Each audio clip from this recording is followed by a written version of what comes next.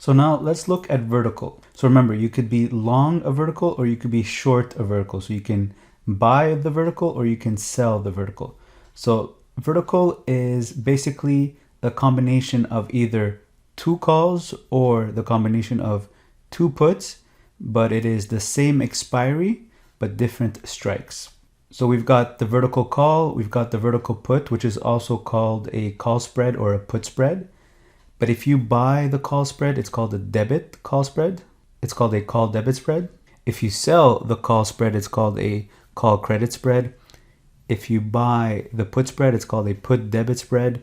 If you sell the put spread, it's called a put credit spread because you're receiving a credit to open the trade. So let's look at calls first, and let's look at the September 18 expiry. And let's look, let's say, at the 350, 351 strike. Click on the bid or the ask, doesn't matter. So it shows I can buy the 350 call for about $5.69, and I can sell the 351 call for about $5.10. So the difference gives me a debit. I have to pay 60 cents because I'm buying one and I'm selling one. The difference is 60 cents that I have to pay. So what does that give me? What does that do? So I paid 60 cents. That means my max loss on this trade is what I paid, which is 60 cents. But what's my max profit? And when does it happen? Well, basically my max profit is the difference between both spreads, the difference between both strikes minus what I paid.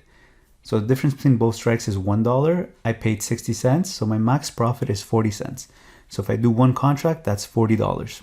And that profit will occur if SPY surpasses 351 by September 18. And obviously, if it surpasses 351 before September 18, I can probably close the trade earlier for almost max profit. So if we look at it individually, we remember the price of a call. So at expiry, for example, if SPY is at 355, this call here, this long call that we bought at 350 will be worth $5. 355 minus 350. This short call that we sold will be worth $4. 355 minus 351. So this call that I bought, I get to sell it for $5. This call that I sold, I have to buy it back for $4. So $5 minus $4 is $1. So that's my max selling price will be $1, which is the difference between both spreads. So that will always be my max selling price. Wherever SPY is trading above 351, if it's 360, 370, my max selling price will always be $1.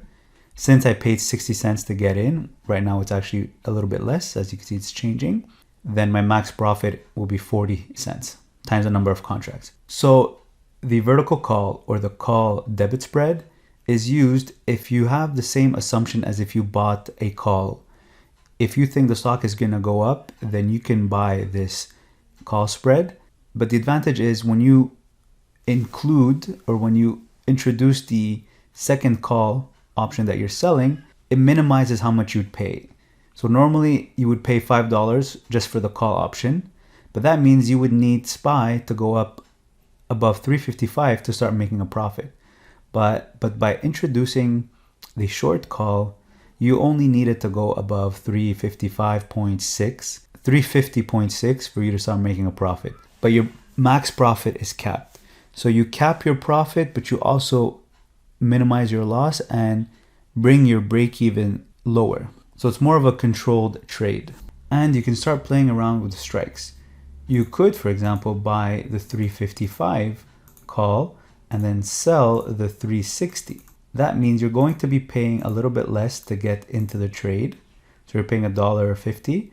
Your max selling price is the difference between both strikes, which is $5. But that'll only occur if SPY goes above 360 by expiration. So you're requiring more from the trade to actually start making money, but you're paying less to get in with a higher profit potential because your profit would be $5 minus what you paid, $1.50, so about $3.50. So your return on capital is $3.50 divided by $1.50.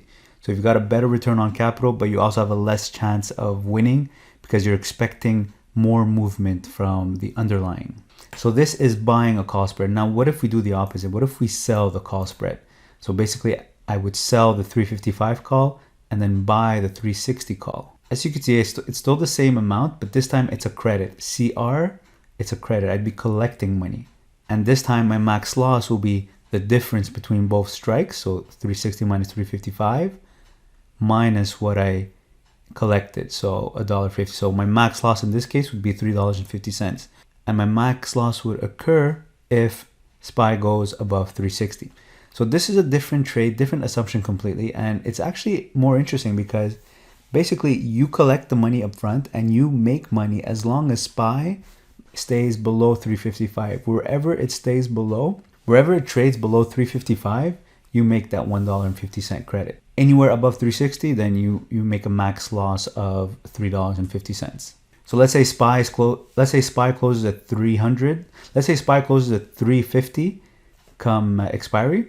Well, then this call option is going to be worth 0 because it's worthless, right? The market price is below the strike.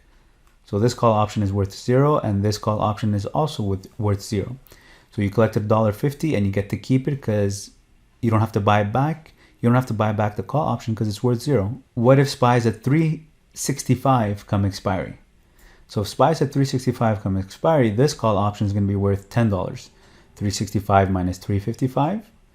And then this call option is going to be worth $5. 365 minus 360. So I sold this and I have to buy it back for $10. And this is an option that I bought and I can sell it for $5. So I sold for, so I'm buying for 10, selling for 5. I'm left with a $5 debit, a $5 purchase, but I collected $1.50 to open the trade. So my max loss is $3.50. So regardless where the SPY trades above 360, my max loss will always be $3.50, which is the difference between both strikes minus the credit received to open the trade. So that's a vertical call. So you can use it if you're bullish, so if you think the stock's going to go up, and you could use it if you think the stock's going to go down or at least stay below a certain strike, which is kind of cool because you don't have to predict a certain movement. You're just predicting that it doesn't go above a certain price. So it's kind of easier to make money that way. You've got a bigger range where you can make money. So now if we look at the put spread or the vertical put, it's called both ways. It has both names. So same concept, but the opposite. If you buy a put spread or a vertical put, it's because you think the market's going to drop, but you're selling that extra put at the same expiry but a different strike to finance that put option that you're buying. So you're limiting your profit, you're capping your profit, but you're also reducing your loss and lowering your break even. So let's say SPY right now is at 349.4.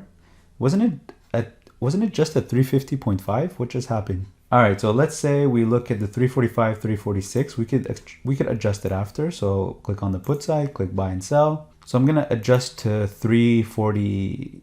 I'm gonna adjust to 350, let's say, and 345.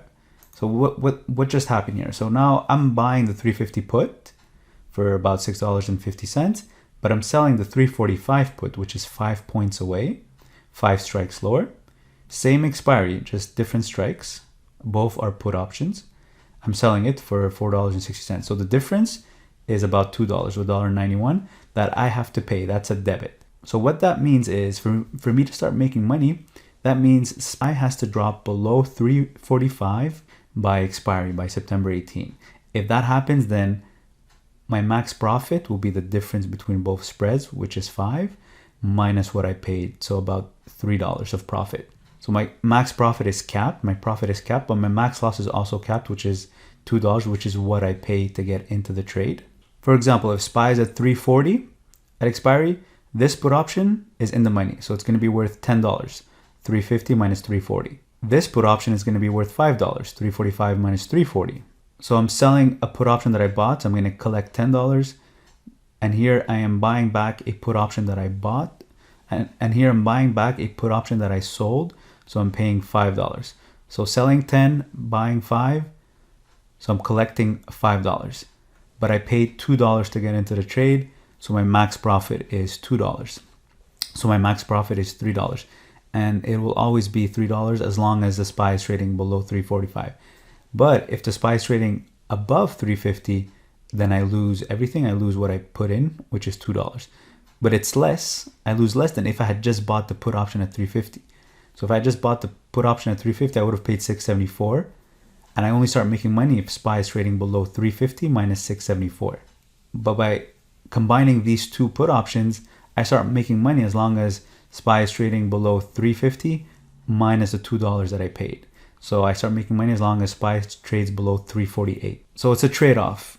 Capped profit, lower break even, lower max loss. Which in the long run, if you want to pick direction, a vertical spread makes more sense. Now, this is buying a vertical put spread. What if we sell a vertical put spread? So simply click on sell. And now it's a different concept. Now I make money as long as the SPY stays above 350.